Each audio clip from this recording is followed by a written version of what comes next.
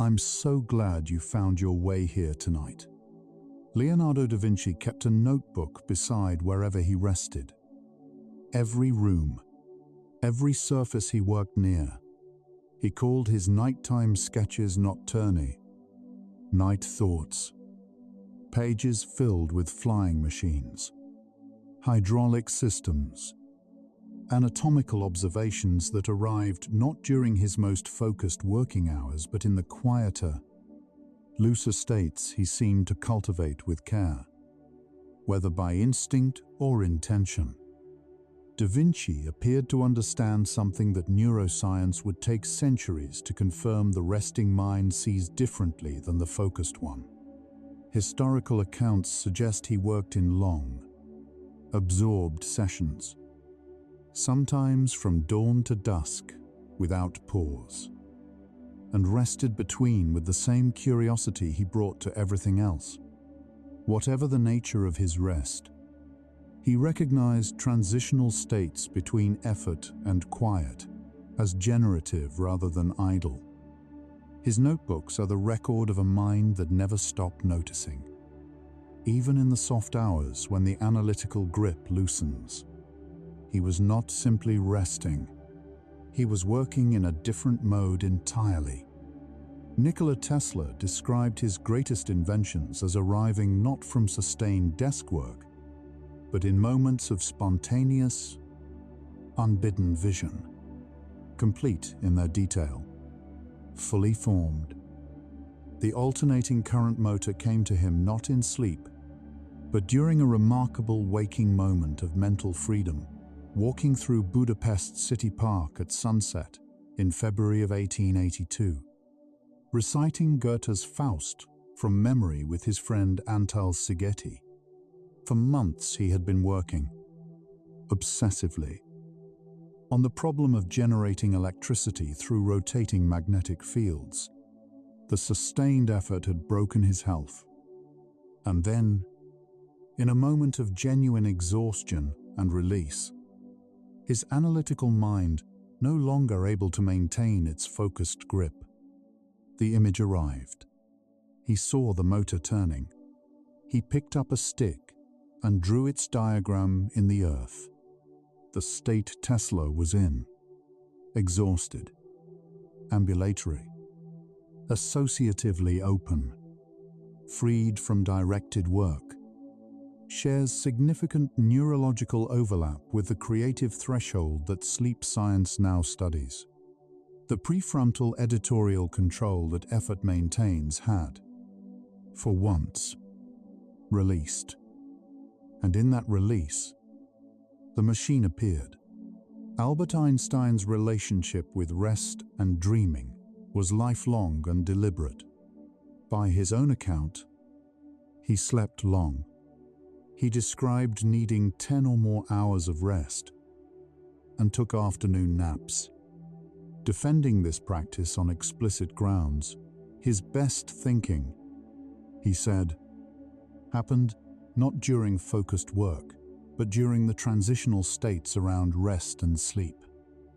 His famous thought experiment, imagining himself riding alongside a beam of light, which eventually led to the special theory of relativity, came not from a blackboard, but from a kind of waking dream, a state of relaxed, unfocused visual imagination he entered deliberately in moments of quiet. Einstein once said that imagination is more important than knowledge. What he may have been describing, in the language of his era, is what we now recognize as the cognitive signature of the hypnagogic and REM states: associative, imagistic, unconstrained by established categories. The phenomenon these minds were navigating, which dozens of other documented creative figures have described across history, now has a precise neurological name and a measurable brain signature. It is the state in which the prefrontal cortex, the brain's executive editor, responsible for logical analysis and the suppression of unlikely associations, reduces its activity. while the associative networks of the brain, the systems responsible for connecting distant concepts across memory, become highly active. This state occurs most powerfully during two moments: the hypnagogic threshold between wakefulness and sleep, and during REM sleep itself. During these windows, the brain's normal rules about which ideas are allowed to connect are suspended. Chemistry that is not possible in the waking workplace becomes not just possible, but automatic. Da Vinci appeared to inhabit versions of this state with unusual frequency. Tesla arrived there through exhaustion and release. Einstein cultivated it through deliberate rest. Auguste Kekulé's insight into the ring structure of benzene in 1865 is among the most famous dream-derived breakthroughs in recorded history. Kekulé had been working on the problem of benzene's molecular structure for years. The molecule's properties were known, but its architecture was not. One evening in his rooms at Ghent, lost in a waking reverie as he sat writing, his gaze drifting toward the fire, he saw in his mind's eye chains of carbon atoms writhing, and then one snake biting its own tail, forming a circle. He described the experience in his own words: "As if by a flash of lightning, I awoke." He understood immediately what the image meant. Benzene was a ring, not a chain. The structure of one of chemistry's most fundamental molecules had arrived not through sustained analytical effort, but through the unfettered associative power of a dreaming, reverie state mind, connecting a visual metaphor to an abstract chemical problem. Kekulé published the insight in 1865. The dream, or something very close to one, had done what months of analysis could not. Paul McCartney woke one morning in 1965 with a complete melody in his head. He reached immediately for the guitar by his bed and played it through, certain he must have heard it somewhere. It was too complete, too finished to have appeared from nowhere. He spent weeks asking friends and musicians if they recognized it. No one did. The melody was original. It was yesterday. One of the most recorded songs in music history, with over 3,000 cover versions. McCartney has said in multiple interviews that the song arrived from a dream so complete that his first response was not pride, but suspicion. His waking mind could not have produced it. His sleeping mind delivered it whole. The dreaming mind does not always draft. It sometimes delivers finished work. The chemist, Otto Loé, won the Nobel Prize in Physiology in 1936 for a discovery that came to him twice in a dream. In 1920, Loé dreamed of an experiment that would prove that nerve signals are transmitted chemically rather than electrically, a question that had occupied scientists for decades. He woke, scribbled notes, and fell back asleep. In the morning, he could not read his own writing. The dream and the experiment were gone. The following night, the same dream returned.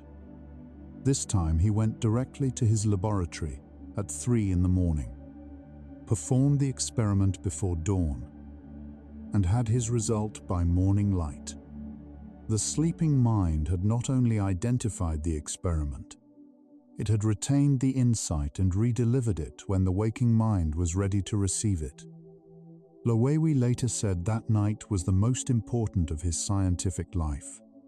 These are not exceptional cases selected from the margins of history. A systematic review published in the journal Dreaming in 2024, analyzing documented accounts of creative discovery across science, mathematics, music, and literature from the 17th century to the present found that dream-derived and threshold state insight accounts for a consistent proportion of reported breakthrough moments across all creative domains. The pattern is not limited to any culture, century, or field. It appears wherever human beings have left records of how their most significant ideas arrived. What varies across accounts is the vocabulary: vision, divine inspiration, muse, night thought. But the phenomenology is strikingly consistent. Something arrives during sleep, or at its threshold. Something the focused waking mind was not generating. Something complete or nearly complete, requiring only recognition and translation. Lucid dreaming, the state of becoming consciously aware that one is dreaming while the dream continues, is the most direct, intentional gateway into this creative space. In ordinary dreaming, the analytical mind is offline.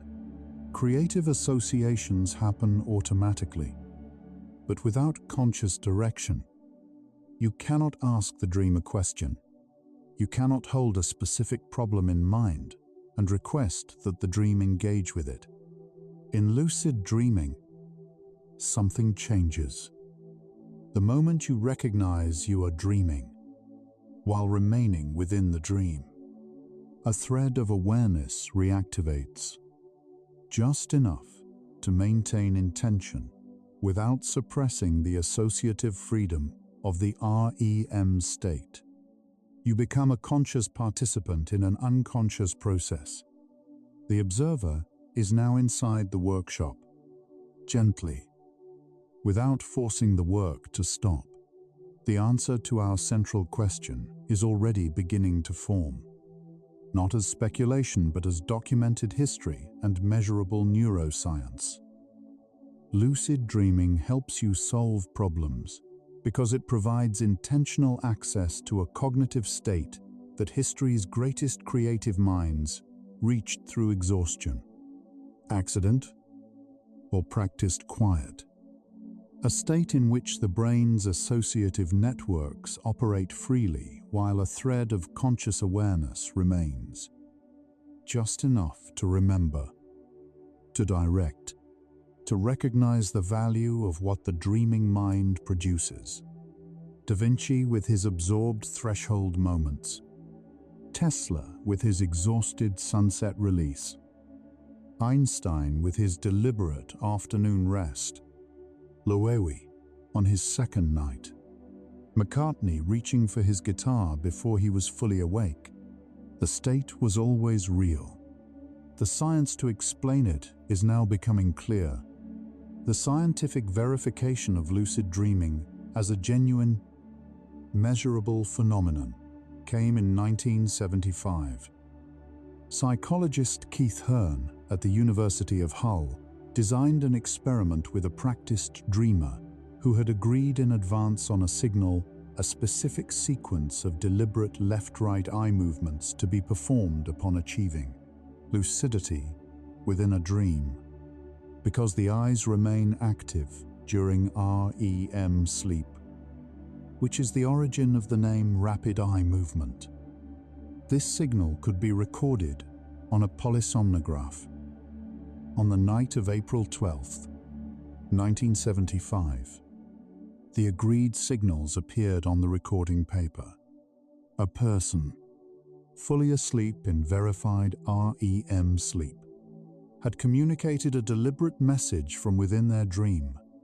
The boundary between sleeping and waking consciousness had been crossed, not by waking up, but from within. It was one of the most quietly remarkable moments in the history of consciousness research. The brain during lucid dreaming occupies a state that has no precise equivalent in waking life. Neuroimaging studies using high-density EEG and fMRI including research published in 2024 from multiple European and North American laboratories, have confirmed that lucid dreaming activates a specific combination of neural regions that does not occur during either ordinary dreaming or full wakefulness. The visual cortex and limbic system remain in the full activation characteristic of REM sleep, but specific regions of the prefrontal cortex, particularly those associated with self-awareness and metacognition, show a partial reactivation not present during ordinary dreams. The result is a hybrid state, the associative freedom of REM combined with just enough self-awareness to know that you are dreaming. The creative laboratory, with a conscious observer now present inside it.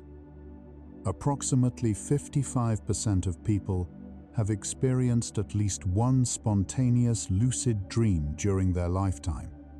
A smaller group, somewhere between 15 and 20% across multiple population studies conducted through 2024, experience them regularly, meaning at least once per month. These numbers are consistent across cultures, suggesting that the capacity for lucid dreaming is a general feature of the human sleep system rather than a rare talent. What varies is not the biological capacity but the awareness of it, and the practice that cultivates it. Most people who have experienced lucid dreams did so accidentally. A particularly vivid dream in which something impossible triggered a moment of recognition. That accidental recognition is the same cognitive event as the trained recognition. The mechanism is identical, only the deliberateness differs. The neurotransmitter profile of REM sleep is the chemical foundation of creative dream cognition. During REM sleep, acetylcholine, a neurotransmitter central to memory formation, learning, and the generation of vivid imagery, rises to levels approaching those of full wakefulness. Simultaneously, norepinephrine and serotonin, the neurotransmitters associated with focused, sequential, logical thinking, drop to near zero. This particular chemical combination creates a brain state with high memory access, high imagery generation, and dramatically reduced logical filtering. Memories from across the lifetime become simultaneously accessible. Associations that would be suppressed as illogical during waking thought are permitted, even encouraged. The Benzino ring, the melody, the motor, all arrived in this chemical environment. The creative breakthrough was partly a neurochemical event. The default mode network, a constellation of brain regions that activates during mind-wandering, self-reflection, and imagining future scenarios, is the neural home of creative association. This network, which includes the medial prefrontal cortex, the posterior cingulate cortex, and the angular gyrus, was for many years dismissed as simply the brain's resting state. What happened when nothing important was being processed? Research over the past decade has comprehensively reversed this view. The default mode network is now understood as the brain's primary generator of novel associations, narrative construction, autobiographical memory integration, and creative synthesis. It is most active when external demands are lowest, and during REM sleep, it operates with extraordinary intensity, freed from the constraints of sensory reality, running on pure internal association. This is the network that delivered Kekule's snake, McCartney's melody, and Tesla's vision in the park. Da Vinci's approach to rest was, by contemporary accounts, deliberate rather than habitual. Historical records suggest he worked in periods of intense, sustained focus, sometimes from dawn to dusk, and rested between with a quality of attention that distinguished him from his contemporaries. What is documented is not a formal sleep schedule, but a consistent pattern. He recognized the transitional states around rest as generative rather than idle. His notebooks contain entries from quiet hours, filled with ideas he described as arriving in the soft space between effort and sleep. The historian A. Roger Ekirch, whose research traced sleep patterns through centuries of historical documents, found that pre-industrial Europeans commonly experienced what they called first sleep and second sleep, with a period of waking reflection between. In this cultural context, Da Vinci's attentiveness to the hours of rest and their threshold states appears not as eccentricity, but as a cultivation of something his era recognized as meaningful. Dmitri Mendeleev, the Russian chemist who created the periodic table of elements, reported in 1869 that the complete arrangement of the 63 elements, then known, organized by atomic weight and chemical property, came to him in a dream. He had been working on the problem for months. Struggling to find the organizing principle, he fell asleep at his desk after a long session of frustrated effort and dreamed, he said, of a table in which all the elements fell into their proper places. He woke and immediately wrote it down. Only one correction, he noted, was necessary upon later checking. Whether the story is precisely accurate in every detail is less important than what it illustrates about the process of discovery. The conscious effort, months of sustained analytical work, created the conditions. The sleeping mind integrated what the waking mind could not arrange.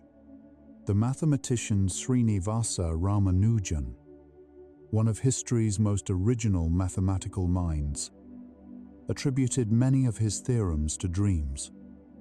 Ramanujan, who had almost no formal mathematical training, produced thousands of formulas and theorems of striking originality during his short life, many of which were not proven by professional mathematicians until decades after his death. He attributed his mathematical insights to the goddess Namagiri, who would, he said, write equations on his tongue while he slept.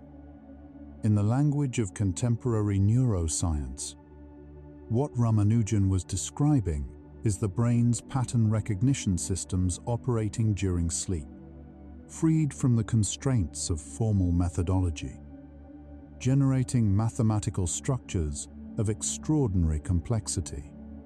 His dreaming mind was working in a mode that formal training had not equipped his waking mind to perform. The results remain, to this day, genuinely remarkable. The writer Mary Shelley conceived Frankenstein from a waking dream.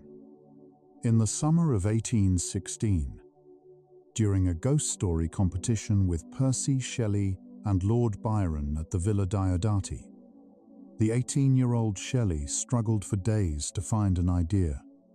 Then, following a late evening conversation about galvanism and the nature of life, she experienced what she later described as a waking dream, a vivid, hypnagogic vision of a pale student kneeling before a creature assembled from dead matter. She saw the creature stir. She felt the horror of the creator who had made it. She woke from the vision with the complete emotional and narrative core of what would become Frankenstein. The central question of the novel What are the responsibilities of a creator toward their creation? Arrived whole, in an image, from the threshold of sleep. The composer Giuseppe Tartini dreamed in 1713 that the devil visited him and played a violin sonata of such extraordinary beauty that Tartini woke immediately and attempted to transcribe what he had heard. The resulting composition, The Devil's Trill Sonata, remains one of the most technically demanding pieces in the violin repertoire. Tartini himself said it was far inferior to what he had heard in the dream, that the devil's playing could not be fully translated into waking notation. What the dream had generated exceeded what waking craft could fully capture.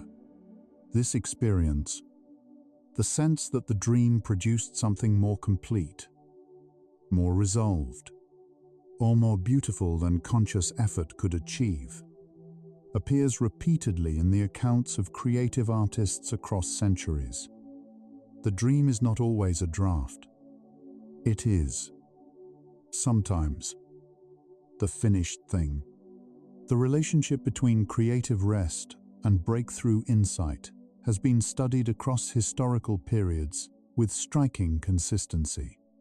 Research examining the creative practices of documented artists, scientists, and mathematicians has found that the transition states around sleep, the hypnagogic threshold at entry, the hypnopompic edge at waking, consistently produce the highest rates of novel association and cross-domain connection. What Da Vinci appeared to cultivate, by whatever means, was a fluency at precisely this threshold, the moment the analytical mind first loosens its grip, and the associative mind begins its unrestrained work. The specific practice mattered less than the quality of attention brought to these quiet windows. Across centuries and cultures, the evidence points consistently to the same creative space. Not the space of sustained effort, but the space of release, the hypnagogic state, the threshold between wakefulness and sleep, lasting only seconds to minutes, has been consistently associated with creative insight across cultures and centuries. Salvador Dalí, the surrealist painter whose imagery remains among the most psychologically vivid in Western art, exploited this state deliberately. He would sit in a chair with a heavy metal key held loosely above a ceramic plate. As he drifted toward sleep and his hand relaxed, the key would fall, striking the plate and waking him. He would then immediately record the imagery from the hypnagogic threshold, the dissolving, associative, visually saturated imagery of sleep's entry, and use it directly in his painting. This was not artistic affectation. It was a precise technique for capturing the specific cognitive product of a specific brain state, one that Dalí understood, from experience, to be uniquely generative. Einstein, independently, used a nearly identical technique with a pencil and a chair. A 2021 study, published in Science Advances, confirmed the scientific basis of Dalí's technique. Researchers at the Paris Brain Institute used a device that detected the transition into N1 sleep, the first stage, the hypnagogic threshold, and woke participants at this precise moment. Subjects who were guided into and then woken from N1 sleep were significantly more likely to solve a mathematical insight problem than subjects who remained fully awake or who fell into deeper sleep. The window of creative advantage was specific to this transitional state. The moment the analytical mind first relaxes its editorial control, Tesla's exhausted sunset release, Dali's falling key, Einstein's afternoon nap with a pencil, Da Vinci's attentive rest. All of them, it turns out, were targeting the same neurological window, identified independently, cultivated individually, and now confirmed by science. The relationship between sleep and creative problem-solving was formally measured in a landmark study published in Nature in 2004 by Ulrich Wagner and colleagues at the University of Lübeck. Subjects learned a number sequence task that could be solved either by following the rules laboriously, step by step, or by discovering a hidden mathematical shortcut embedded in the structure of the task. Those who slept between learning and testing were significantly more likely to discover the shortcut than subjects who spent an equivalent period awake. The sleep had not simply preserved what the subjects learned. It had reorganized it, surfacing a pattern that the waking brain, following the learned rules, had not detected. This study has been replicated and extended through 2025 in multiple laboratories across Europe, North America, and Asia. The finding is, robust sleep does not merely consolidate memory. It restructures knowledge in ways that generate insight. The pattern emerging across these 25 facts is already clear enough to name: history's most original creative minds were not simply more talented in the traditional sense. They were, in many documented cases, more skilled, deliberately or accidentally, at accessing the specific brain states in which the associative, pattern-finding, cross-domain connecting functions of the resting mind operate most freely. Da Vinci with his attentive threshold hours, Tesla with his exhausted release in the park, Einstein with his deliberate afternoon rest, Loewy with his dream experiment, McCartney with his bedside guitar, Tartini with his devil, Ramanujan with his goddess. Each found their own language for the same neurological event: the release of the waking mind's editorial control, and the consequent flowering of the associative mind's hidden intelligence. Lucid dreaming is the intentional, trainable, scientifically verified method for entering this state on purpose. Let's pause here and notice your body. As you breathe out slowly, appreciate each quiet process inside. Trillions of things working in silence. Neurons connecting across vast distances. Memories shifting and settling. Creative threads weaving themselves together in the dark.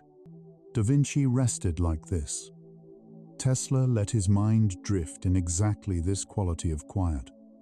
Einstein lay down in the afternoon and let the thinking happen without forcing it. You are doing the same thing right now. The work continues without your effort.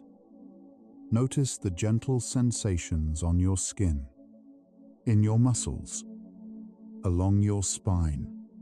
You are a complete system, self-organizing, self-balancing. Trust what is happening. Now we continue. The mechanism by which sleep restructures knowledge into insight involves a process called memory consolidation with reorganization.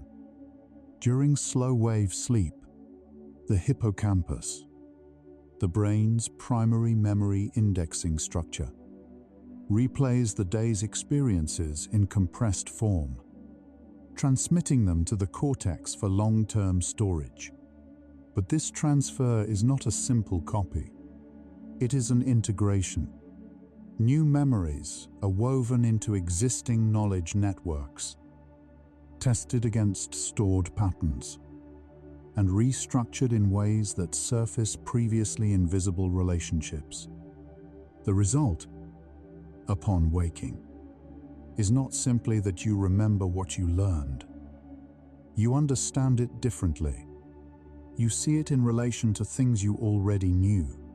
The hidden shortcut in Wagner's number task was always there. Sleep made it visible. REM sleep performs a different and complementary restructuring function, one particularly relevant to creative and cross-domain problem-solving. During REM, the hippocampus replays memories in a more loosely organized way, allowing associations that the strict logical ordering of waking thought would suppress. Memories from different domains, a chemistry fact and a visual image, a mathematical structure and a physical sensation, are allowed to interact. The rules of category and logical relationship are suspended. In this environment, the benzene ring can be a snake. The melody can arrive from silence. The motor can appear, turning, in the light of a Budapest sunset. REM, sleep is not random, but its organizing principle is not logic. It is resonance, emotional, structural, associative resonance across the full archive of a lifetime's experience. Tesla's account of his creative process, described in his autobiography My Inventions, published in 1919, is among the most precise phenomenological descriptions of imaginative visualization in the historical record. He described a state he could enter deliberately, a kind of focused unfocus, in which visual imagery would arise with extraordinary clarity and completeness. He could rotate machines in his mind's eye, test them under load, identify points of stress, modify their design, all in this mental space. Before any physical construction, he referred to this as his mental laboratory and considered it more efficient than physical prototyping. What Tesla was describing aligns with what neuroimaging now confirms about the visual cortex during REM and hypnagogic states. It generates imagery of greater detail and spatial coherence than ordinary waking imagination, unconstrained by the incoming visual signals that normally dominate its processing.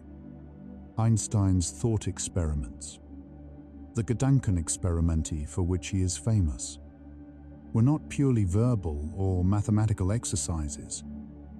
They were, by his own description, primarily visual and kinesthetic. He imagined himself inside the experience, riding the light beam, standing in an accelerating elevator, watching clocks from a moving train.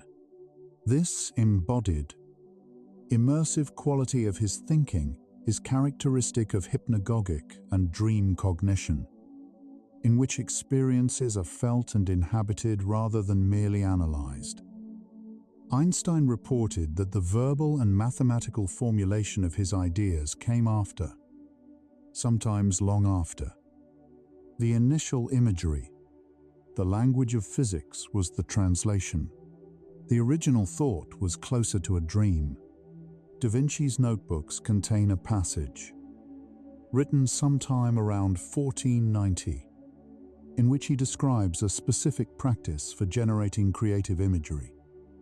He recommended gazing at old, stained walls, seeing in the random patterns of moisture and age the shapes of landscapes, faces, mechanical forms, as a method for training the mind to find meaningful structure in ambiguous visual information. This practice, which he called finding compositions in confusion, is a waking state version of the same cognitive operation that the dreaming mind performs, automatically detecting pattern, finding meaning, making connection in material that contains no predetermined structure, He was training his waking mind to think like his resting mind. The notebooks are full of the results. The emotional dimension of creative dream cognition is not incidental. It is structural. The amygdala, the brain's primary emotional processing center, is significantly more active during REM sleep than during waking. This elevated emotional activity serves a specific function. It tags material as meaningful. In the creative accounts of Da Vinci, Tesla, Einstein, and the others, the breakthrough insight consistently arrives, accompanied by a powerful emotional signature, a sense of recognition, of rightness, of seeing something that was always true but had never been seen before. This emotional marking is what makes dream insights memorable. It is what woke Loewy at 3 a.m. with enough urgency to go immediately to his laboratory. The dreaming mind uses emotion as a bookmark, flagging the solutions it has found as worth acting upon. The phenomenon of incubation, the documented improvement in problem solving that follows a period of rest after intensive conscious work, is one of the most replicated findings in creativity research. The classic 4-stage model proposed by Graham Wallace in 1926, preparation, incubation, illumination, verification, identified sleep as the most powerful form of incubation available. A comprehensive 2024 meta-analysis combining data from over 40 studies confirmed that incubation effects are strongest when the rest period includes sleep, and that the advantage is most pronounced for problems requiring insight or restructuring, the type of thinking that conscious analytical effort tends to block. Einstein prepared, Tesla prepared, Da Vinci prepared. The preparation was essential, but the breakthrough required letting go. Lucid dreaming extends the incubation advantage by adding conscious participation to the process.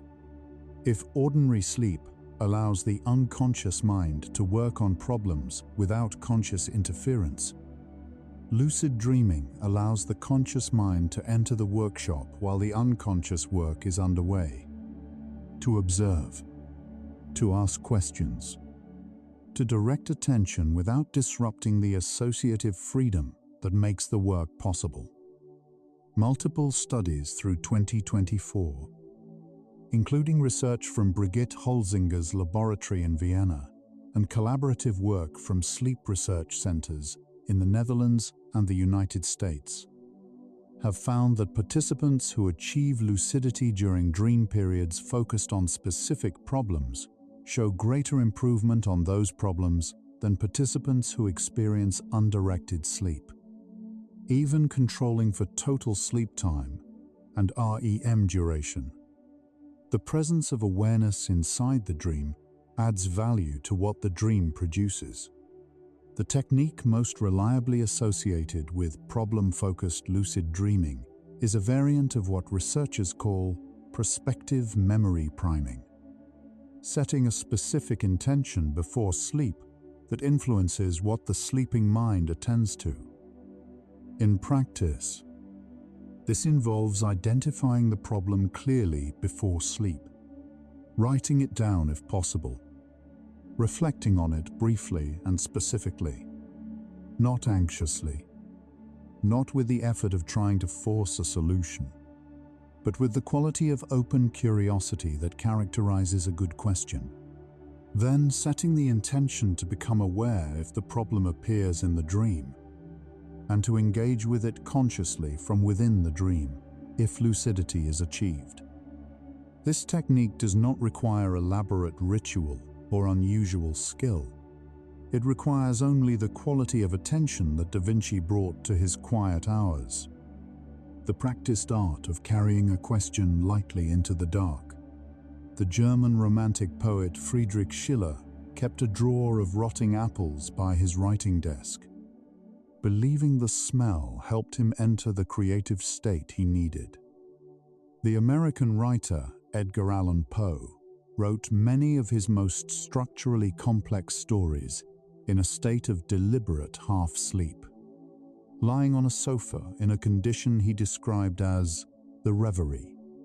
The novelist Charles Dickens walked London streets at night, sometimes for hours, in a state of maintained unfocus, a condition that now reads as deliberate default mode network activation.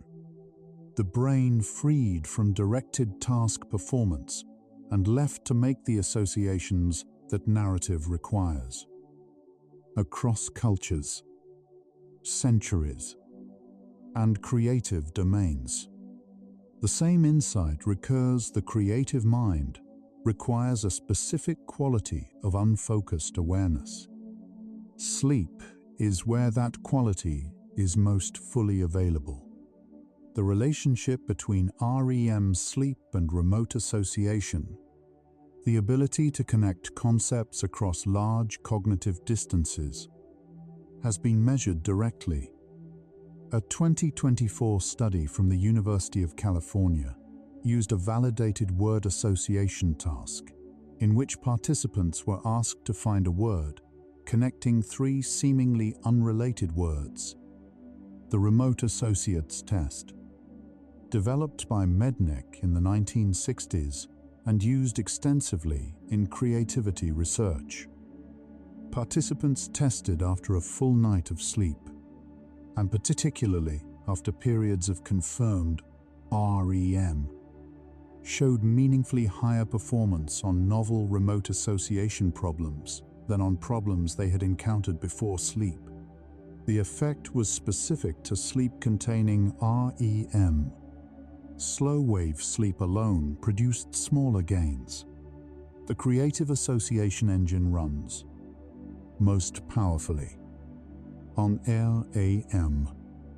Da Vinci's cross-domain thinking, his ability to apply principles from one field to problems in another, is precisely what modern creativity research identifies as the hallmark of original creative cognition.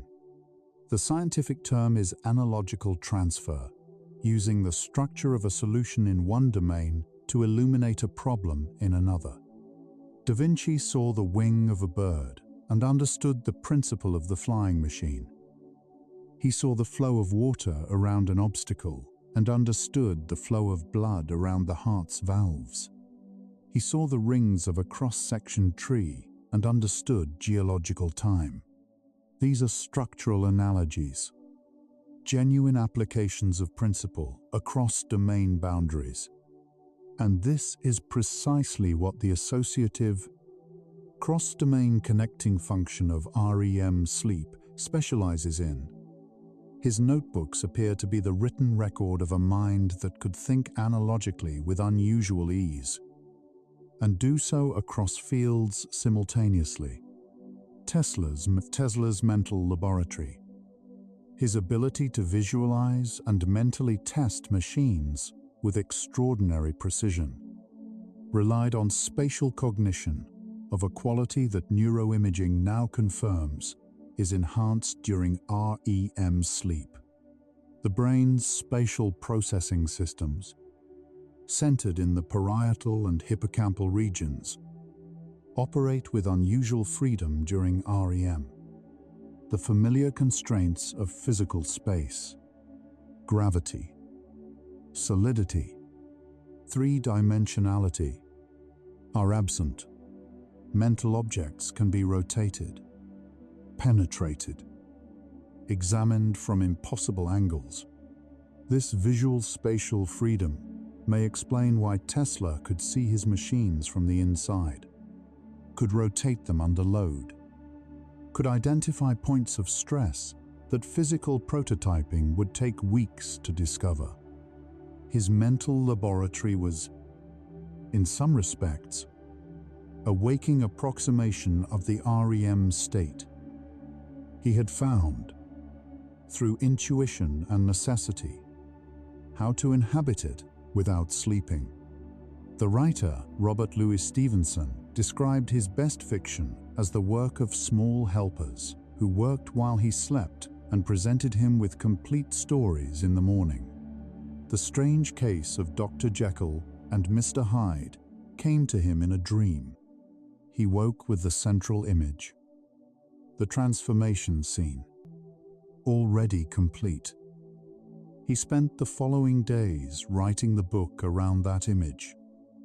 But the image itself, the narrative core, had arrived from sleep. Stevenson's helpers are, in contemporary neuroscience, the default mode network and the associative memory systems of REM sleep. They are not supernatural, but they are genuinely other than the conscious self, operating by different rules, producing different work, capable of things the waking writer cannot reliably achieve by effort alone. This evidence, accumulating across history and now confirmed by neuroscience, suggests something important about the nature of human creative intelligence. It is not a single system. It is at minimum two systems: the analytical, sequential, logical system of full wakefulness, and the associative, cross-domain, pattern-finding system of sleep and its thresholds. Operating in complementary relationship, neither is sufficient alone. The preparation that conscious work provides is essential. The restructuring that sleep provides is what turns that preparation into breakthrough. What lucid dreaming adds is a bridge, the capacity to be consciously present in the associative system without shutting it down, to observe the dreaming mind at work, to ask questions, to carry the answers back across the threshold of waking. You're still here with me. Thoughts still drifting, like candle smoke rising in still air. Just notice where your mind is now. No judgment, no urgency, perhaps somewhere in you. Tonight, a question is resting, something you have been trying to solve, something you have been carrying. You don't need to force it. The same mind that worked for Tesla and Da Vinci is working for you right now. In the dark, in the quiet, let's continue together. The practice of deliberately carrying a problem into sleep, what researchers now call dream incubation, has documented roots in ancient cultures across the world. In ancient Greece, the Asclepian temples served as healing sanctuaries, where petitioners would sleep within the sacred precincts, having performed specific rituals of preparation, seeking guidance in dreams. In ancient Egypt, temple priests facilitated dream consultations for those seeking answers to unresolvable questions. In indigenous traditions across the Americas, Aboriginal Australia, and Sub-Saharan Africa, dreaming was understood as a form of knowing, a mode of intelligence distinct from but complementary to waking reason. These traditions were not superstition. They were empirical observations, accumulated over millennia, about what sleep can do for the human mind when approached with intention. Contemporary research has tested dream incubation under controlled laboratory conditions.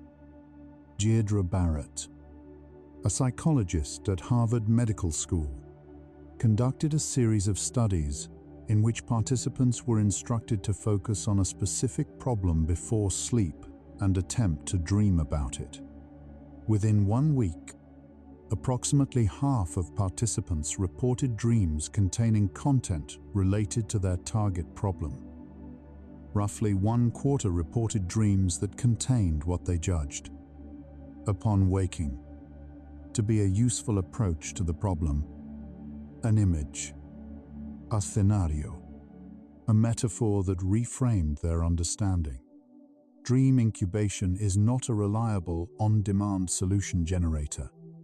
It is a probabilistic enhancement, a way of increasing the likelihood that the sleeping mind will engage with a specific question during its nightly processing. Lucid dreaming substantially increases the reliability of dream incubation. When a dreamer achieves lucidity during a dream that contains incubated problem content, they can engage with that content consciously, asking questions of dream figures, exploring the dream environment as a space for testing possible approaches. The randomness of ordinary dream incubation is partially replaced by directed engagement. A 2024 study at the University of Bern found that participants who combined problem incubation with lucid dreaming training reported problem-relevant dreams twice as frequently as participants who used incubation alone, and were significantly more likely to report actionable insights from those dreams. Intention, amplified by awareness, amplifies the dream's response. Einstein's description of his creative process contains a detail that is rarely discussed but highly relevant. He said that when he encountered a problem he could not resolve through conscious analysis, he would stop working on it. Deliberately, completely. He would do something entirely unrelated. Walk, listen to music, play his violin, and then rest. He did not return to the problem until something arrived, unbidden, from the period of rest. He called this the suspension of analytical effort, and he considered it as much a part of his scientific method as the mathematical formalization that followed. What he was describing is the sequence that creativity research now identifies as optimal sustained preparation, followed by deliberate disengagement, followed by incubation, followed by insight. The sleeping mind needs the conscious mind to step back before it can step forward. The chemistry Nobel laureate Kary Mullis, who invented the polymerase chain reaction, the PCR technique now fundamental to molecular biology and forensic science, described the central insight of his invention as arriving during a late-night drive in a state of relaxed, unfocused awareness. He was not thinking about the problem. He was simply driving through the dark California hills, his mind free. The insight arrived complete. He pulled over and worked through its implications on paper. On the roadside, at 2 a.m, the state Mullis describes: unfocused, nocturnal, relaxed, associatively open, is closely related to the hypnagogic and REM states neurologically. The same networks, the same release of directed analytical control, the same chemical environment of loosened logical filtering. The mathematician Henri Poincaré left one of the most psychologically precise accounts of mathematical insight via incubation in the scientific literature. He had been working intensively on a class of mathematical functions, without success. For weeks, he boarded a bus, a completely mundane act, and in the moment of stepping onto the footboard, without any preceding conscious thought about the problem, the solution arrived complete. He said later that he had the immediate, absolute certainty of its correctness before he had time to analyze it, before he had even sat down. Poincaré's account illustrates what neuroscientists call unconscious parallel processing the brain. continuing to work on a problem through multiple simultaneous approaches, none of them accessible to consciousness, until one achieves resolution, and then delivering the result to awareness as a completed solution rather than a work in progress. The experience of the solution arriving complete, what Poincaré described on the bus, what Kekulé saw in the firelight, what McCartney heard upon waking, is neurologically distinct from the experience of solving a problem through conscious effort. Brain imaging studies measuring neural activity in the moment of insight, using fMRI and EEG to capture the precise second at which subjects report an aha moment, consistently show a characteristic surge of high-frequency gamma activity in the right anterior temporal lobe, arising in the quiet moments before the subject consciously recognizes the answer. The solution exists in the brain before the conscious mind knows it. Consciousness is informed, not the source. The creative work is done in the dark, and the light of awareness arrives after. Da Vinci's notebooks, examined in their totality, reveal a mind that was systematically cross-referencing observations across dozens of domains simultaneously. A single page might contain sketches of water turbulence, notes on musical acoustics, a drawing of a fetal skull, and calculations for a crane mechanism. Domains that have no surface relationship, but which Da Vinci connected through underlying principles of flow, force, form, and proportion that he perceived operating across all of them. This is not the output of sequential analytical thinking. Sequential thinking moves through one domain at a time. What Da Vinci's notebooks reveal is simultaneous access to multiple knowledge domains. Precisely the cognitive operation that REM Sleep's associative, cross-domain connecting function performs most powerfully. Tesla's account of the alternating current motor's arrival in Budapest in 1882 contains a specific detail about his physical and mental state at the time. He had been suffering from what he later described as a complete nervous breakdown. He was exhausted to the point where sustained analytical focus was no longer possible. In this state of enforced mental release, walking at sunset, reciting poetry, in a city park, the vision arrived.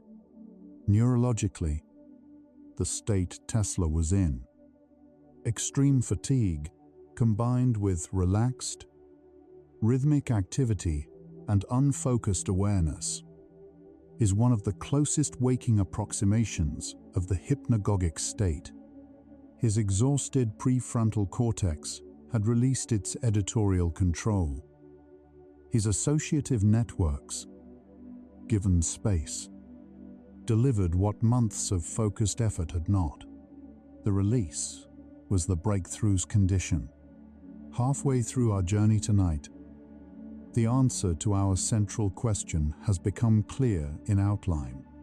Lucid dreams help you solve problems because they provide intentional access to a cognitive mode that human creative history documents across centuries and cultures as the source of its most significant breakthroughs. A mode in which the associative networks of the brain operate freely. Cross-domain connections form without logical restriction, and the emotional intelligence of the dreaming mind tags the most significant patterns for conscious retrieval. Einstein rested deliberately. Tesla worked through exhaustion. Da Vinci brought attention to his threshold hours. Kekulé gazed into the fire. Loewe returned on the second night. McCartney reached for his guitar before he was fully awake. Each found their own path to the same creative space. Lucid dreaming is the path that science can now describe. Teach and intentionally walk. And now, pause here with me. Even when everything seems still, something is always moving beneath. Da Vinci knew this. Tesla knew this. Einstein built his career on it. The space between your thoughts is not empty. It is full of processing, connection, quiet integration. Imagine you are floating on a calm, dark lake. Above you, stars. Beneath you, the gentle, invisible current of your own dreaming mind, already working, already finding its way. You don't need to think your way to the answer. The answer is already forming. In the dark, in the quiet, in the space beneath effort. Let it come. Now we continue. The historical accounts of creative dream cognition are not limited to Western science and art. In the Islamic Golden Age, the philosopher and physician Ibn Sina, known in the West as Avicenna, documented in his Canon of Medicine a theory of dreaming as a form of knowledge acquisition, in which the sleeping mind could access truths unavailable to waking reason. He described practices for preparing the mind before sleep to receive meaningful dream content. Practices that read, in contemporary terms, as early protocols for dream incubation. The 11th century Persian poet Omar Khayyam attributed mathematical insights to dreams. The Japanese mathematician Seki Takakazu, working in the 17th century, described solutions to algebraic problems arriving during sleep. The creative generative function of dreaming appears to transcend cultural and historical context. The novelist Graham Greene kept a dream journal for over 30 years. He recorded his dreams each morning, immediately upon waking, before speaking, before rising, capturing the fragile imagery before it dissolved. He mined these journals systematically for narrative material, character details, emotional atmospheres, structural ideas. Several of his novels contain scenes that he traced directly to dream imagery, recorded years before the novel was conceived. Greene's practice is one of the simplest and most reliably effective tools for accessing the creative content of dreaming. The journal becomes a bridge, a way of training the waking mind to attend to dreams carefully enough to remember them, and training the sleeping mind, over time, to generate content worth attending to. The bridge strengthens with use. The composer Richard Wagner described the opening bars of Das Rheingold, the foundational motif of the entire Ring cycle, as arriving during an afternoon rest in 1853. He fell into a half-sleeping condition. He wrote, and heard the sound of rushing water, which gradually resolved into a chord of E-flat major, sustained and swelling, from which the opening music of the cycle emerged complete. He woke immediately, convinced he had found what he had been searching for. The motif he had heard in the threshold state became the harmonic foundation of a 4-opera cycle that took 26 years to complete. A single hypnagogic moment, a few seconds at sleep's entry, delivered the seed of one of Western music's most ambitious creative projects.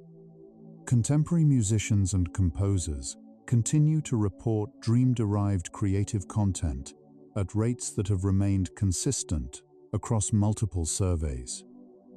A 2024 survey conducted by a European Music Psychology Consortium involving over 800 professional composers and performers, found that 61% reported experiencing musical ideas in dreams at least occasionally, and 23% reported that dream-derived material had contributed meaningfully to completed works. Jazz musicians, whose improvisational practice most closely resembles the free associative processing of REM sleep, reported the highest rates, nearly 40% describing dream experience as a regular source of creative material. The dreaming mind makes music. It has always made music. Salvador Dali's relationship with the hypnagogic state extended beyond his key and plate technique into a systematic artistic philosophy. He described his painted imagery as hand-painted dream photographs, not symbolic representations of dream content, but as precise transcriptions of hypnagogic and dream imagery exactly as it appeared. His commitment to technical precision in execution, the hyper-realistic rendering of impossible scenes, was, he said, an attempt to preserve the specific visual quality of the threshold state, which he described as more vivid and more real than waking perception. Neuroimaging confirms what Dali was describing.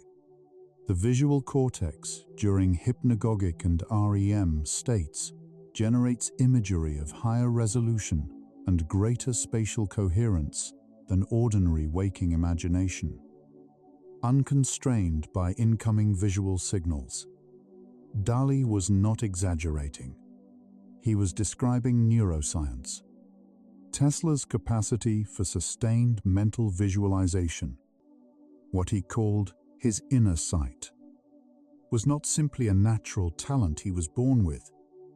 He described it as a skill he had developed deliberately over years, beginning in childhood, when he discovered that he could generate and hold complex visual imagery in awareness with unusual stability and detail.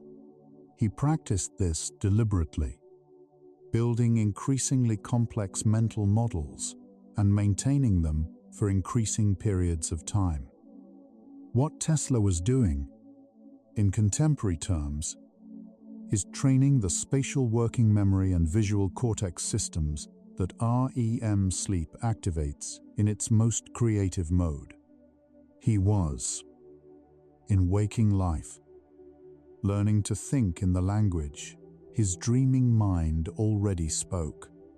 The mental laboratory was a waking practice that brought him closer to the cognitive mode his sleeping mind used naturally. Einstein's violin playing was not simply a leisure activity. He played, often at night, often when stuck on a problem, and described music as thinking in a different language, one that accessed parts of his mind unavailable to mathematical formalism. He said that his best mathematical ideas often arrived or crystallized during or after playing. The musician's state, absorbed, emotional, pattern following without directed analytical effort, is a close waking approximation of the default mode network activation that characterizes creative dreaming. He was not resting from thinking when he played. He was thinking in a different register, and the register of music, it seems, was adjacent to the register of his sleeping mind's creative work. The phenomenon of insight following a period of creative absorption in an unrelated activity, cooking, walking, playing music, gardening, is now understood neurologically as the result of default mode network activation during low-demand tasks. When you are absorbed in a familiar, low-demand activity, the analytical networks of the prefrontal cortex reduce their directed control, and the default mode network, the associative, narrative, cross-domain connecting system increases its activity. The brain, freed momentarily from directed effort, engages in exactly the kind of remote association that generates creative insight. This is a waking version of what sleep does more completely. And it explains why the insight so often arrives not during work, but during the walk home from it. The mathematician Andrew Wiles, who proved Fermat's last theorem after 7 years of solitary work, described his creative process in terms that align with the incubation model. He said that conscious, directed work was essential for loading the mathematical landscape into his mind, understanding the territory, mapping the approaches, identifying the obstacles. But the moments of genuine advance, the moments when a new connection appeared, consistently arrived during periods of rest or distraction, during walks, upon waking. In the quiet, after sustained effort had stopped, he described the experience as if ideas were ripening in the dark, out of sight, and then becoming visible when he stopped looking directly at them. This is, in contemporary neuroscience, a precise description of unconscious parallel processing during incubation. The neuroscientist Arne Dietrich has proposed the concept of transient hypofrontality to describe the neural basis of flow states, hypnagogic creativity, and related altered states of cognition.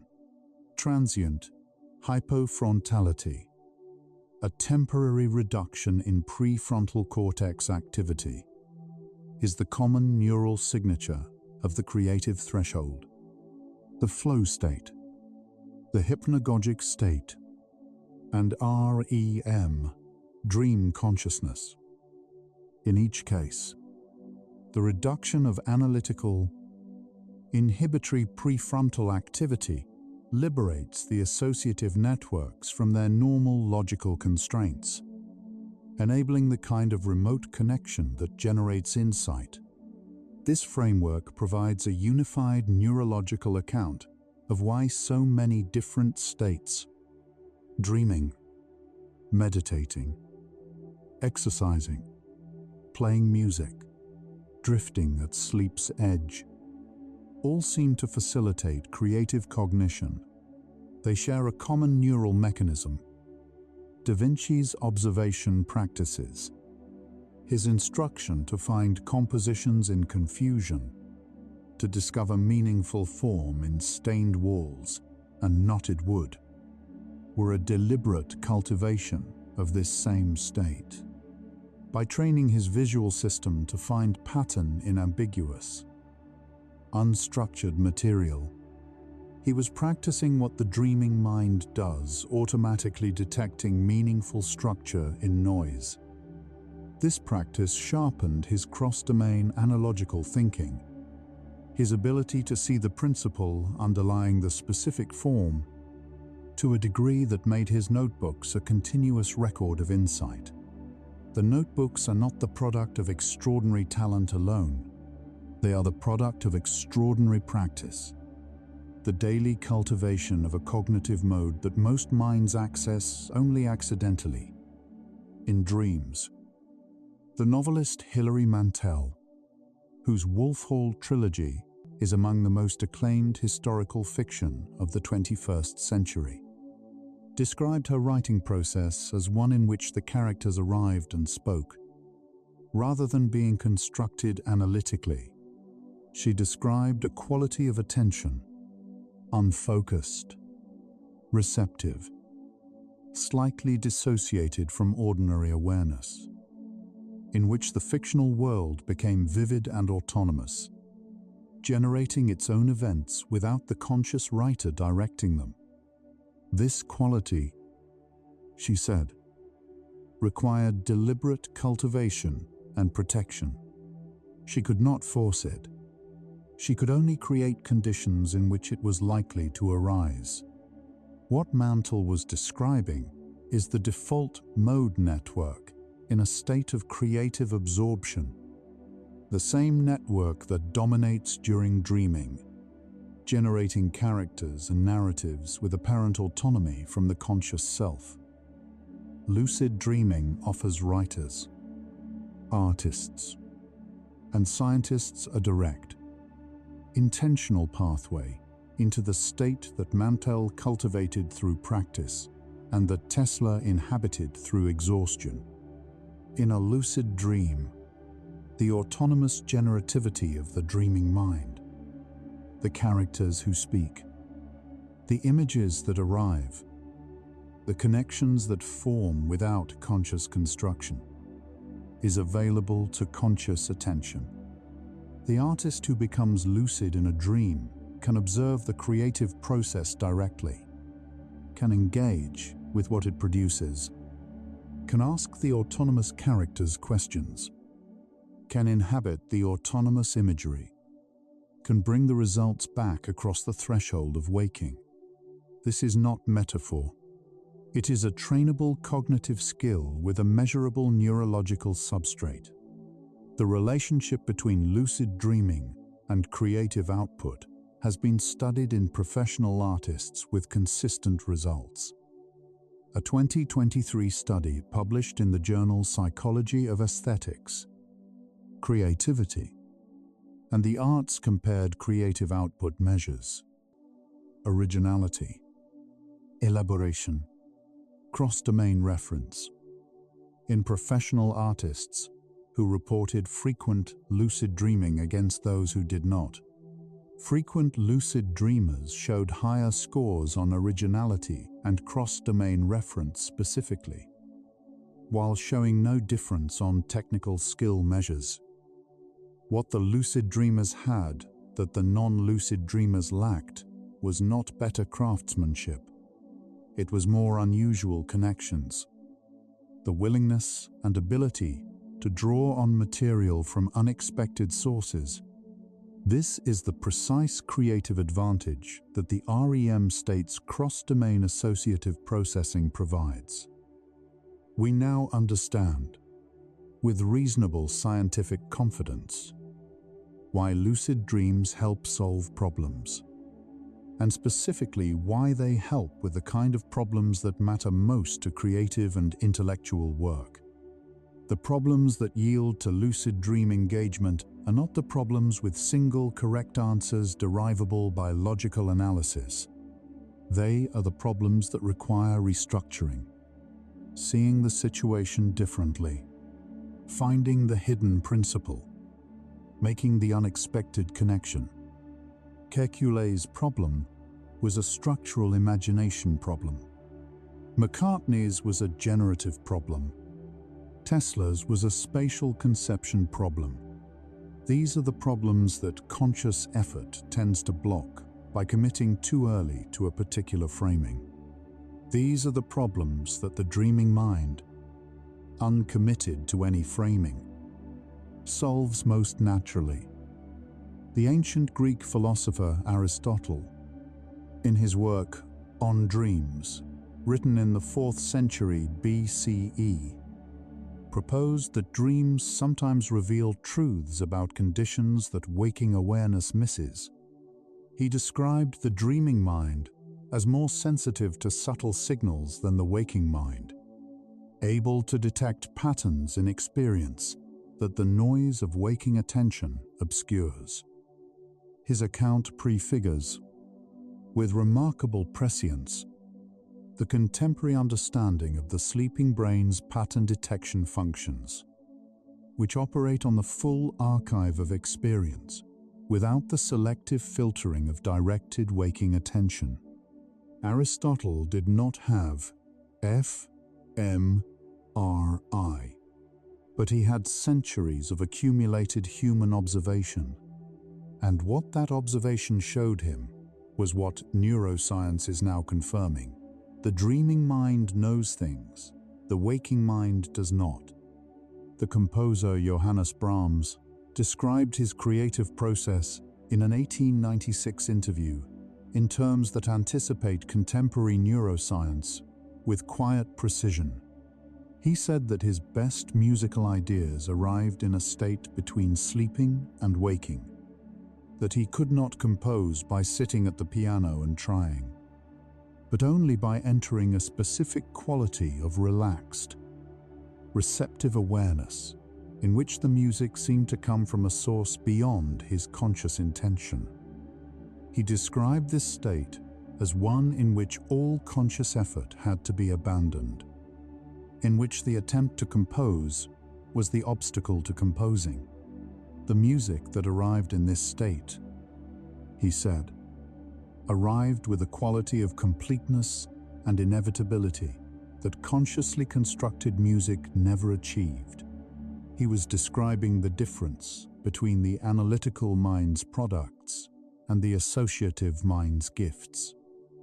Tesla, in the later years of his life, described a quality of insight that he believed distinguished genuinely original thinking from merely competent work. He was careful to say that this quality was not supernatural. It was, he believed, a natural capacity, but one that required specific conditions to activate. Rest.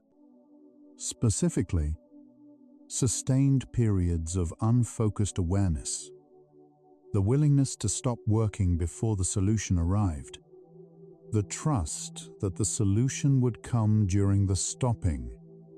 What Tesla was describing, in the language of his era, is the incubation model, and the quality of trust he identified as essential is, in contemporary creativity research, one of the strongest predictors of creative success, the capacity to tolerate uncertainty long enough for unconscious processing to complete its work. Einstein's afternoon rests were not simply about physical recovery. He described them as a specific cognitive practice, a deliberate entering of the threshold state that his mornings of intense analytical work had prepared. He would sit in an armchair, hold a pencil loosely in his hand, and allow himself to drift towards sleep. When the pencil fell, he woke, capturing the imagery of the hypnagogic state before it dissolved. This is the same technique Dali used with his key and plate, documented independently, used by a physicist for mathematical and conceptual insight rather than visual art. Two of the 20th century's most celebrated creative minds converged, independently, on the same neurological technique. The technique was the same because the brain state it targeted was the same. The state was real. The composer Beethoven, who was deaf in the latter part of his life, composed some of his most original work during this period, when he could hear the music only internally. This internal hearing, freed from the constraints of auditory perception, may have given Beethoven's musical imagination a quality of pure associative freedom, closely related to what the dreaming mind experiences. Without the anchor of incoming sound, his auditory cortex operated on pure internal generation, on memory and association rather than perception. Some musicologists have proposed that his deafness, while a profound personal loss, liberated his compositional imagination from constraints that external hearing would have imposed. The creative mind sometimes works best without the anchor of sensory reality. Lucid dreaming provides exactly this liberation, temporarily, voluntarily, and with the capacity to retain what is found there. In a lucid dream, the sensory cortex is freed from incoming sensory signals. The visual cortex generates its own imagery. The auditory cortex generates its own sounds. The entire perceptual apparatus operates on pure internal generation, on memory, association, and the dreaming mind's own creative synthesis. The musician who becomes lucid in a dream can hear music that does not exist in the physical world. The mathematician can visualize structures that physical space cannot contain. The inventor can observe processes that no workshop could demonstrate. This is the creative space that Tesla inhabited through exhaustion, that Einstein entered through naps, that Dalí entered through a falling key. Lucid dreaming is the intentional door. The science writer Arthur Koestler, in his 1964 book, The Act of Creation, proposed the concept of bisociation, the creative collision of two previously unrelated matrices of thought, as the fundamental mechanism of all creative insight. Dissociation is precisely what the dreaming mind performs most naturally and most powerfully, connecting matrices of thought that waking logical analysis keeps separate. Kekulé's chemistry and his serpent vision. McCartney's musical knowledge and the melody that arrived from sleep. Tesla's engineering principles and the visual spatial imagination of his waking reverie. The dreaming mind is a bisociation engine, and lucid dreaming is the state in which you can be present while the engine runs, conscious enough to recognize what it produces, relaxed enough to let it produce freely. Da Vinci's notebooks contain what reads, across thousands of pages, as a systematic theory of creative perception.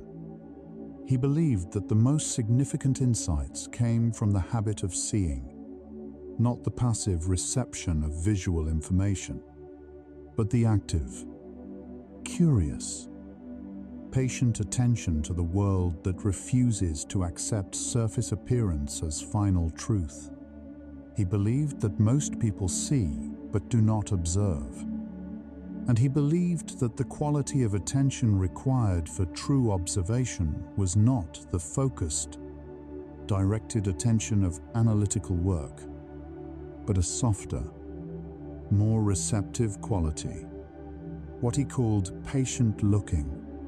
This quality of attention, soft, receptive, patient, is the waking approximation of the hypnagogic and REM states. He was, in essence, advocating for waking access to the dreaming mind's mode of perception. The mathematician and physicist Roger Penrose proposed in his books The Emperor's New Mind and Shadows of the Mind that mathematical understanding involves a non-computational, non-sequential process, a kind of perception of mathematical truth that is not reducible to step-by-step logical derivation. The mathematician John von Neumann described moments in which mathematical structures became visible to him as spatial objects, perceivable rather than derivable. These descriptions align with the imagery-based, pattern-detecting, spatially organized processing of the REM and hypnagogic states. The highest levels of mathematical understanding may operate, at their most essential, in a cognitive mode more closely related to dreaming than to calculation. The answer to our central question has now arrived at its clearest formulation. Lucid dreams help you solve problems because they provide intentional, trainable, scientifically confirmed access to the cognitive mode that produced the ring structure of benzene, the rotating magnetic field of the alternating current motor, the theory of relativity, the periodic table, the melody of yesterday, the opening of Das Rheingold, Frankenstein, and the Devil's Trill Sonata. This is not the cognitive mode of effort. It is the cognitive mode of release. Not the mode of analysis, but of association. Not the mode of focused searching, but of receptive finding. The dreaming mind knows. It has always known. What lucid dreaming adds is the capacity to be present when it speaks, to hear what it says, and to carry it back. You might be feeling tired now. That's perfectly fine. Breathe slowly. Feel the cycles. Da Vinci rested and returned. Rested and returned. Harvesting the threshold each time. Bringing something back. Your breath cycles the same way. Inhale. Exhale. Effort. Release. Waking. Sleeping. You don't need to hold on to any of this. Everything you need is already here, already forming. In the quiet that rest brings, let everything unfold in its own time, patient and unhurried. In the dark, we're almost there now. The sleeping mind does not distinguish between the dreamer who is a genius and the dreamer who is not.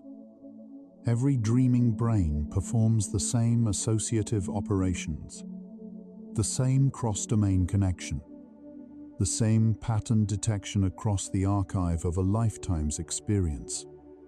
What distinguished Da Vinci and Tesla was not that their sleeping minds worked differently.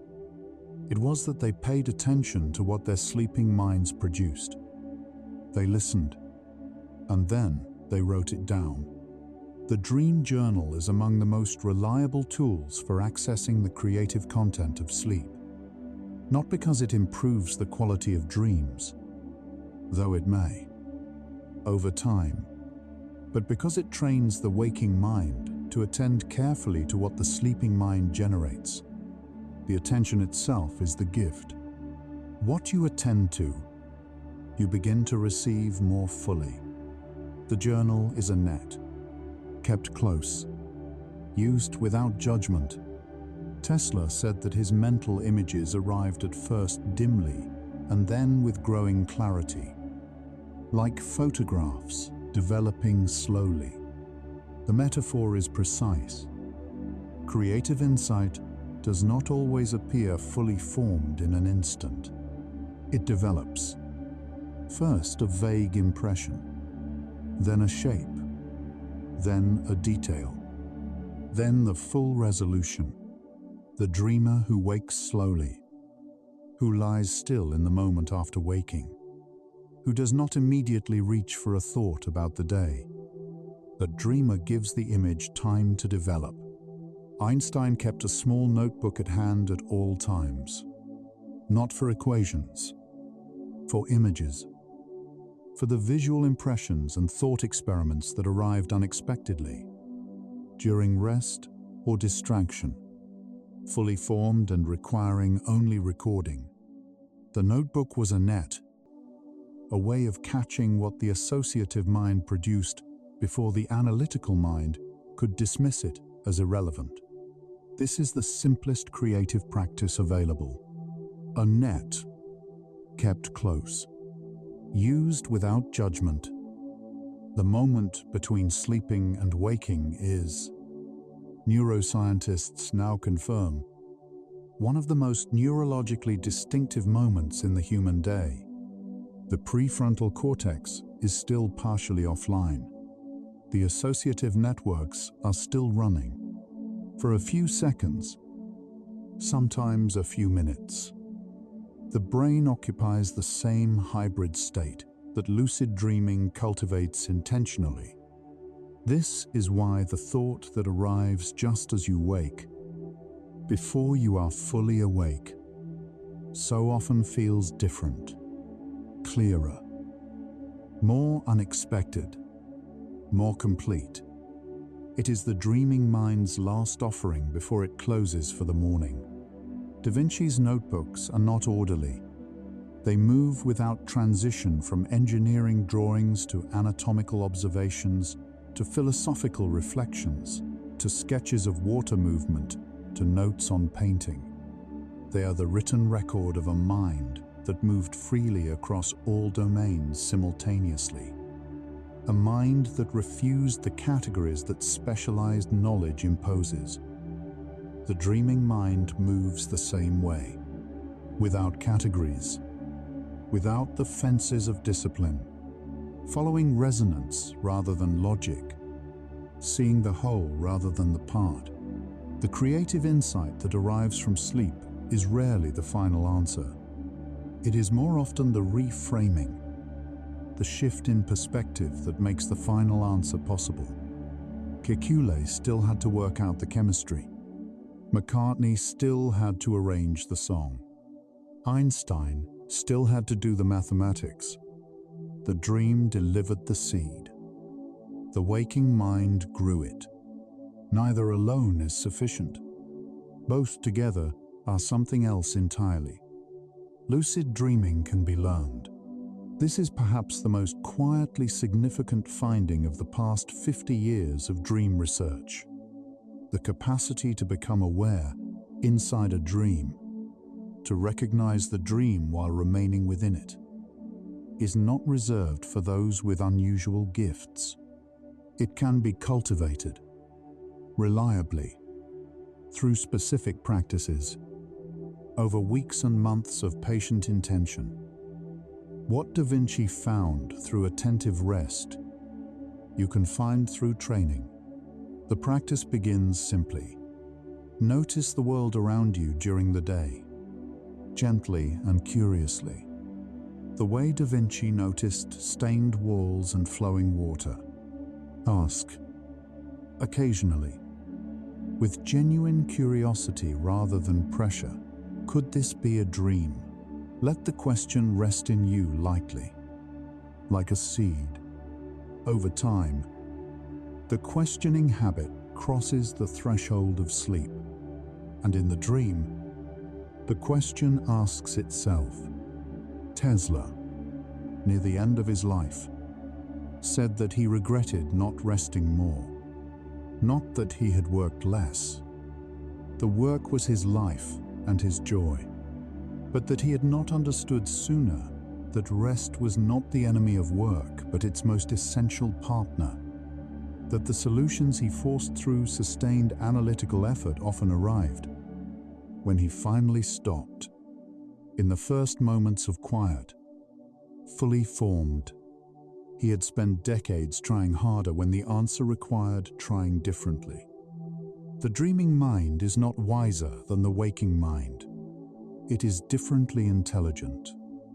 It sees what the waking mind, committed to its logical frameworks, cannot permit itself to see.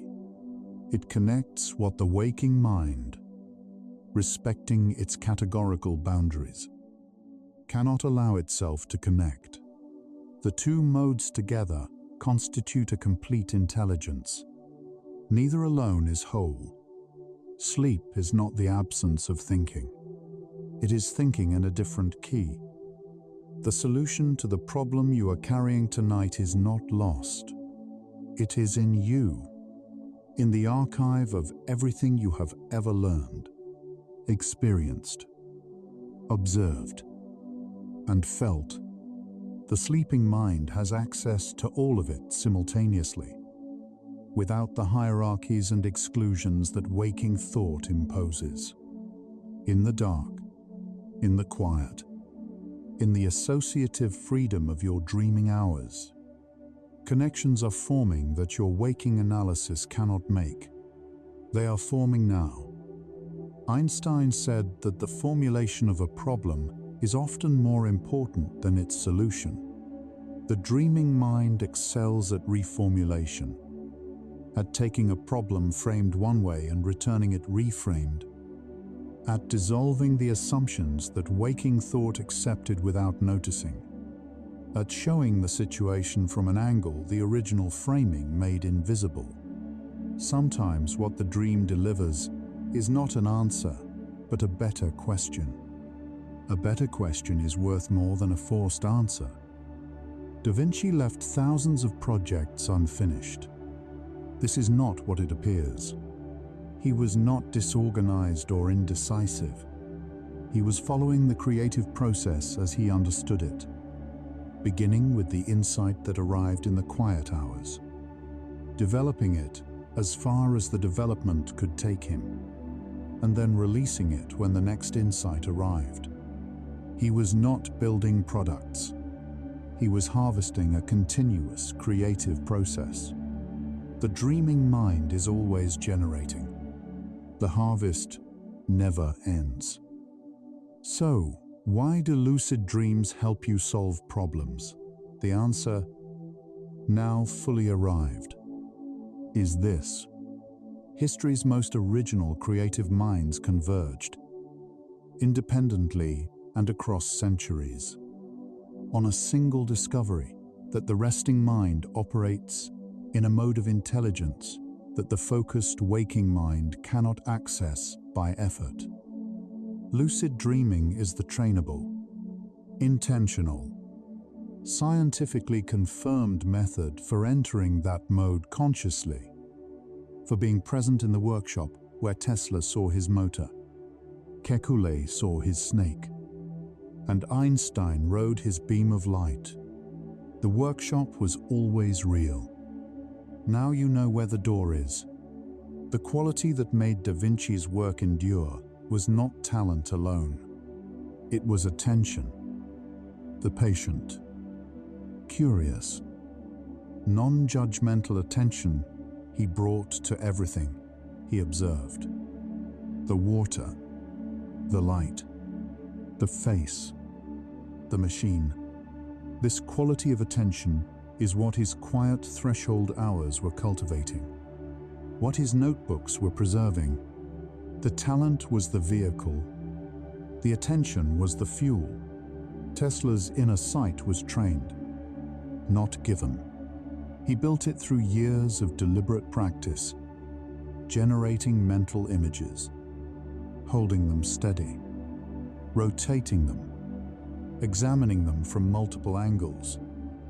He was, without knowing the neuroscience, training his visual cortex to operate in the mode that REM sleep uses naturally. By the time the rotating magnetic field appeared to him in Budapest, his mind was a perfectly prepared receiver for what his associative intelligence had been building. Preparation meets insight. Both are necessary. The melody that McCartney heard upon waking was not random. It arrived from a mind saturated with musical knowledge. Years of listening, playing, harmonizing, studying the structure of songs from every tradition he had encountered. The sleeping mind assembled that knowledge into something new. But the assembly required the raw material that only waking study and practice could provide. The dream delivers what the waking mind has prepared. It reorganizes what you have given it. The generosity of the dreaming mind depends on the generosity of the waking mind's learning. You have been preparing all your life. Every experience, every observation, every piece of knowledge you have accumulated, it is all in there, in the archive that the sleeping mind can access. The problem you are working on has been present in that archive longer than you know. The connections are forming, quietly, in the dark. The sleeping mind is patient. It does not hurry. It does not forget. It works in its own time, toward its own kind of completeness. Tonight, something is already underway. In the hours ahead, your sleeping mind will do what it has always done, what Da Vinci's did in his quiet hours, what Tesla's did in his recovery, what Einstein's did in his armchairs, what Lois did and remembered to record the second time. It will move through the archive of your life.